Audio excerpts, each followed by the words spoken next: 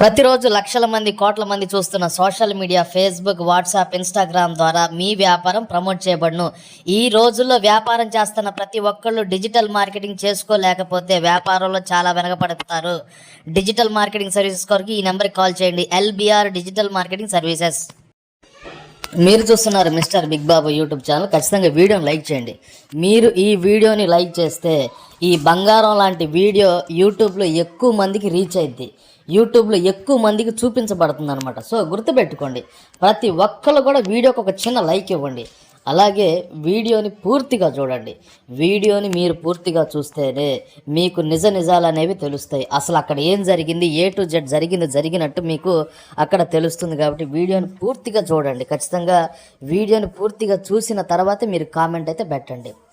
రీసెంట్గా 70 సంవత్సరాలు వయసులో మన చిరంజీవి గారు ప్రపంచ రికార్డు క్రియేట్ చేశారండి.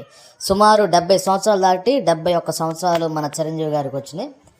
ఈ 70 సంవత్సరాల ఏజ్లో ఆయన ప్రపంచ రికార్డు క్రియేట్ చేశారు.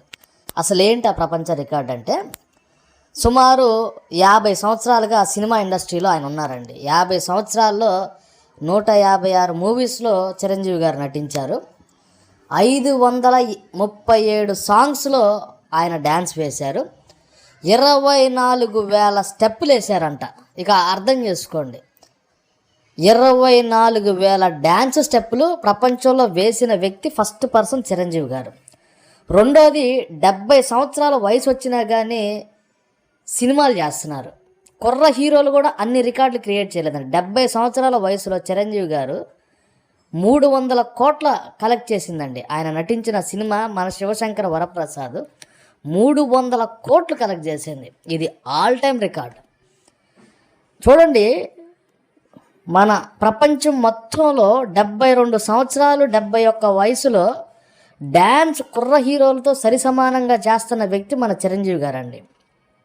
ఇంకోటి, ఇంత ఏజ్ వచ్చినా కానీ 34 సంవత్సరాల యంగ్గా కనిపిస్తున్నారు అనమాట. మీరు ఖచ్చితంగా మీ అభిప్రాయాన్ని కింద కామెంట్ చేయండి.